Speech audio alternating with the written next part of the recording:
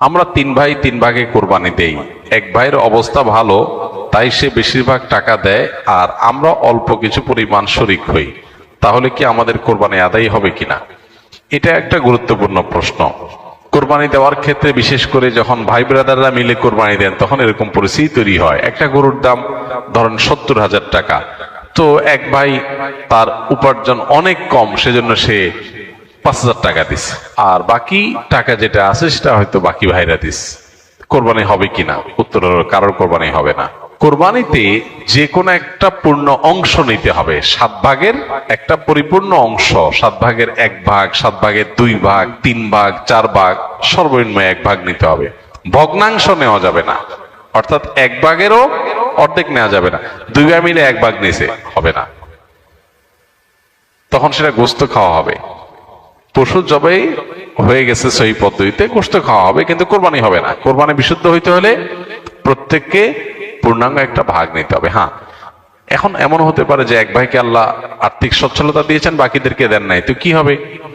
তখন সচ্ছল যিনি, তিনি তার পক্ষ থেকে কোরবানি দিয়ে বাকি সবাইকে সবার পক্ষ থেকে দিবেন, যে ঠিক আছে তোমার পক্ষ থেকে একটা শেয়ার, তুমি টাকা দিলা না, আমি তোমারটা দিয়ে দিলাম, এটা হতে পারে। অথবা আরেকটা হতে পারে যে ঠিক আছে তুমি অল্প টাকা কামাই করছো, মাত্র 5,000 টাকা আছে, তুমি টাকা না দিলে তোমার কাছে ভালো লাগতেছে না, তুমি টাকা দিলে তোমার কাছে খুশি হবে, তো সেক্ষেত্রে 5,000 টাকা তুমি আমাকে দিয়ে দাও। এটা কোরবানির শেয়ার না। আমি কোরবানিতে এটা লাগাবো সেটা ভিন্ন বিষয়, বাট তুমি শেয়ার হিসাবে দিলে না, এটা হতে পারে। প্রবাসীরা অনেকে একটা কাজ করে, বিশেষ করে মিডিল ইস্টে যারা থাকে, অনেক প্রবাসীরা কোরবানি ঈদের দিন নিজেরা একটা ছাগল জবাই করে। তো রুমে 5 জন থাকে, এখন 5 জন মিলে একটা ছাগল জবাই করলে ওই ছাগলের টাকা তারা ভাগ করে। এই যে এক ছাগলে কয়জন শরিক হইতে পারবে, কয়জন কোরবানি দিতে পারবে? একজন। ভগ্নাংশ দেওয়া যাবে না। তাহলে একজন কোরবানি দিলে রুমের যে কোনো একজন কোরবানি দিবে, তো বাকি 4 জন তারা কি বসে বসে খাবে? গোস্ত তো সবাই খাবে। তো এই জন্য তারা 5 জন মিলে ভাগ করে টাকা দেয়। এখানে কারোরই আসলে কোরবানি হবে না।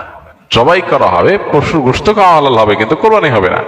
যদি কোরবানি হতে হয় তাহলে এমন করা যেতে পারে, 5 জন মিলে টাকা দিল একজনকে, দিয়া বললো ভাই আপনি মুরব্বী মানুষ, বড় মানুষ, বা আপনি যে কোনো কারণে আমাদের থেকে ভিন্নতর, তো এই টাকাটা আমরা সবাই তুলে আপনাকে দিলাম, কোরবানিটা আপনার তরফ থেকে আপনি দেন, সবটা একজনের হলো, গোস্তটা সবাই খাইলো।